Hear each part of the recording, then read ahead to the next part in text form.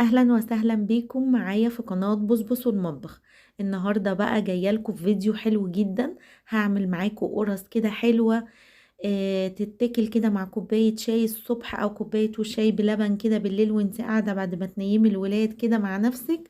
شوية قرص بجد حلوة جدا وهنحشيها كمان، وكمان اقتصادية خالص ومكوناتها كلها من البيت.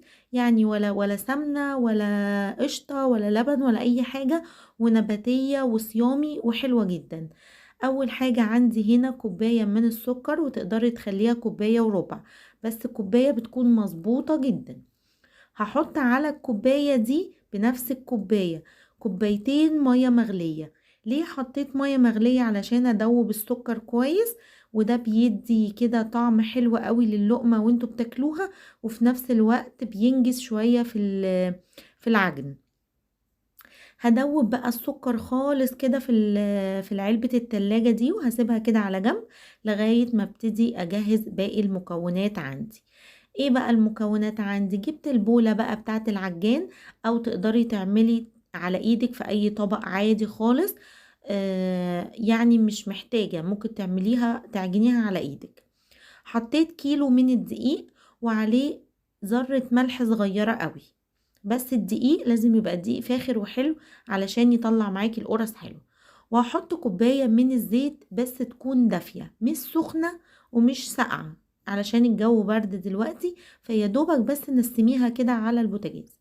وبعدين حطيتهم في العجان، اديهم لفة كده كويس في العجان بالمضرب لغاية ما الزيت يختلط كويس قوي مع الدقيق. الخطوة دي بتفرق قوي، بتخلي العيش طري وهش معاكي. عندي بقى كيس من الخميرة، وانا هنا بستخدم خميرة دريم، دي حلوة قوي قوي وانا مجرباها. وهحط نص كوباية مية فترة، وهقلب الخميرة كده كويس قوي. يبقى كده اجمالي العجن كوبايتين ونص. تقدري تخلي السكر كوباية ونص مثلا، وتخلي نص الخميرة، بحيث ان انتي لو احتاجتي مية تحطي، علشان بيختلف من ايه، من دقيق لدقيق. هنا بقى شايفين الزيت اختلط كويس قوي مع الدقيق، وعمل كده كأنها حبات رمل كده مفرفطة.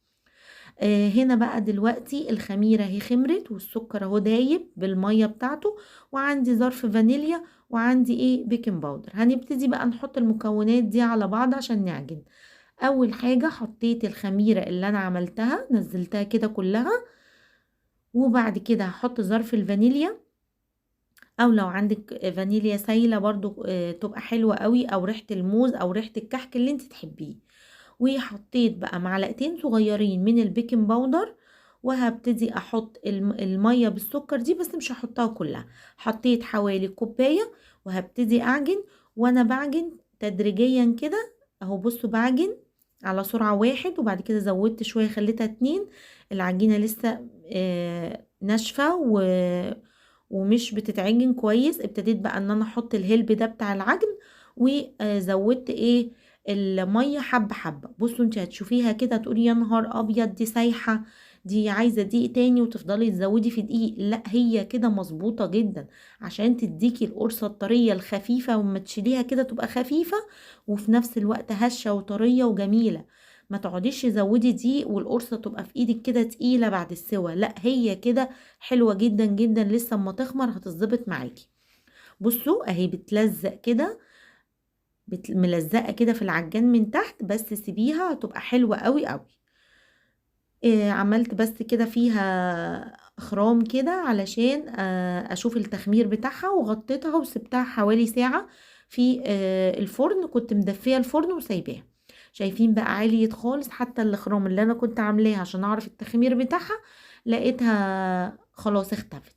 جبت بقى صاج عندي او اي صينية عندك، بس يفضل يعني تكون ألمونيوم، او الصاجات دي بتاعت الخبز. وحطيت نقطة زيت ومسحتها بمنديل المطبخ.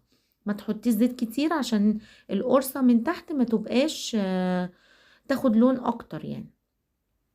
وعندي هنا بقى الحشوة الزبيب، تقدري تحطي على الزبيب ده جوز هند او سوداني، بس احنا بنحبها الزبيب بس. لو انتوا بتحبوا السوداني حطي، لو انتوا بتحبوا جوز الهند برضو حطي.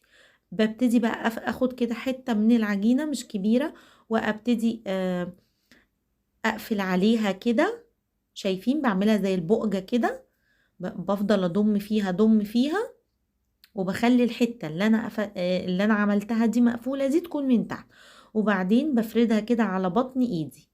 بصوا ببططها كده على بطن ايدي، ما بخليهاش عالية، يعني مش عالية قوي، حوالي ايه يعني سنتي كده، بحيث ان هي لسه هتخمر تاني. وانا بحطها برضو في الصاج ببتدي ان انا ابططها كده كويس علشان تبقى حلوة معايا. باخد بقى قطعة تانية اهو من العجين، وببتدي ان انا اعملها كده لو انا عايزاها سادة. ببتدي الفها كده على بعض واخلي القفلة بتاعتها تكون من تحت، وببططها كويس ببطن ايدي كده، واساوي الاطراف كلها عشان تبقى كلها سوا واحد وشكلها حلو كمان. اهم حاجة كمان الشكل. وبعدين بفردها كده في الصاج، وبسيب مسافة حوالي صباعين بين الواحدة والتانية علشان التخمير. لسه ايه عشان ما يلزقوش في بعض. بصوا العجينة سلسة وحلوة ازاي، ولا بتأستك منك ولا بتيجي تفرديها ترد معاكي، علشان العجينة واخدة ميتها حلو وخمرانة حلو. وكمان العجن بتاعها لازم يبقى حلو، يعني تسيبيها تتعجن حبة حلوين بعد وانتي بتزودي المية. تسيبيها كده 10 دقايق تتعجن حلو، او انتي على ايدك بقى وفضلي اعجني ولتي فيها كده جامد، علشان العجينة تبقى ناعمة معاكي وتشوفيها زي ما انا عملتها كده ممطوطة سنة. بصوا بقى الجمال والحلاوة. هبتدي بقى ايه ان انا اعمل كله بالشكل ده. عايزة تحشيها، اني وريتك كده طريقة الحشو، ووريتك كمان لو انت عايزة تعمليها سادة. وممكن بقى ايه نعلم اللي احنا عملناهم علشان نعرف عملنا قد ايه. دي الصاجات اللي انا عملتها، كل صاج فيه 12 واحدة زي ما انتوا شايفين. بجد هتملي بيتك بالخير، وبركة الخبيز بتبقى حلوة قوي في البيت، وريحة الخبيز كمان جميلة جدا، بتدي كده بهجة وفرح ويعني حاجة كده خير في البيت بجد. حبيت بقى اعمل معاكم الشكل الحلو دوا كبركة كده، وكمان بتبقى حلوة لو انت عاملاها كقرص عذراء او ملاك، بتبقى شكلها حلو قوي.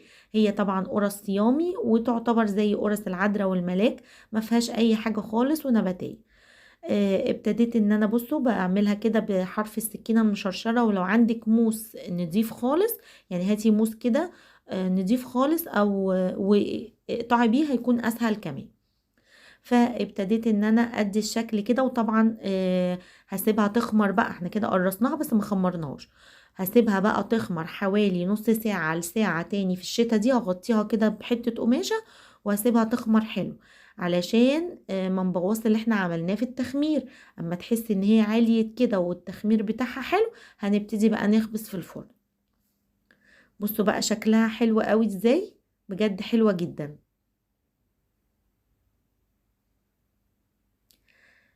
الصاج ده كان 9 وحدات، غطيتها اهو بقماشة وسبتها بقى علشان تخمر. بصوا تضاعف حجمها، الحجم بتاعها ازاي، وشكلها كمان اتغير ونفخت كده لفوق شوية. هي كده التخمير بتاعها مظبوط. وبعدين كنت بقى مسخنة الفرن، سخنيه قوي، وبعد كده دخليها وهدي عليها النار شوية على 200 كده. هتاخد معاكي اللون ده حلو من فوق ومن تحت من غير ما ولعت شواية ولا اي حاجة، ومتسوية كمان في فرن البوتاجاز. شايفين بقى الهشاشة والطراوة بتاعتها وكانت لسه خارجة من الفرن. اهم حاجة اول ما تخرج من الفرن بايدك كده او ببخاخة مية اديها تنسيمة كده مية، وغطيها بالفوطة تاني وسيبيها كده ربع ساعة تهدى، وشوفي بقى الجمال والحلاوة بتاعتها. شايفين عملنا كام قرصة؟ حوالي 32 واحدة من كيلو دقيق. بس القرصة الواحدة دلوقتي ب3 جنيه وب5 جنيه في الفرن. وعايزة اقولك مش زي دي خالص، ولا طعمها ولا حلاوتها، ده كفاية بس نظافتها وانت عاملاها بايدك كده لولادك في البيت. شايفين الجمال؟ وحاشينها بقى زبيب وتقدري انت تحشيها اللي انت كمان عايزاه، ودي كمان تقدر تحشيها السكر بالقرفة، بتبقى حلوة برضو قوي. بصوا بقى الزبيب من جوه بجد جميلة مع كوباية شاي كده بالنعناع، يا سلام، بجد حلوة قوي قوي لو جربتيها بالطريقة دي. بس امشي على الخطوات بالظبط عشان تطلع معاكي ناجحة وحلوة زي اللي انت شايفاها دي. شايفة بقى الطراوة، وشايفين من جوه اللقمة نفسها عاملة ازاي، حلوة جدا. يلا بقى قومي كده اتنشطي واعمليها بسرعة، وقولولي في الكومنتات طلعت معاكوا عاملة ازاي. يا رب بقى الفيديو يكون عجبكم، ما تنسوش لايك كتير للفيديو وشير كتير. مع السلامة، كل سنة وانتم طيبين.